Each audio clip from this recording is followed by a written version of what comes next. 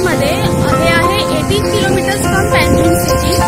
तर चला मग, तर आपल्याला इकडे पार्किंगसाठी स्पेस दिसतेय, 2 व्हीलर 4 व्हीलर्स। त्यासोबत इकडे वेगवेगळे स्टॉल्सही असतात, टॅटू, क्लोथिंग्स, तो डिफरंट शॅक्स आहेत।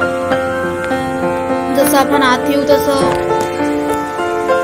इकडचा व्ह्यू, आपल्याला समुद्राचा व्ह्यू दिसतोय। संध्याकाळची वेळ आहे, सो आपल्याला सनसेटही बघायला मिळेल। समोर असं अरेबियन सी आहे आणि मस्त आपण या शॅक्स मध्ये रिलॅक्स करून चहा घेत सनसेट बघू शकतो। फॅमिली सोबत एन्जॉय करायला खूप छान प्लेस आहे।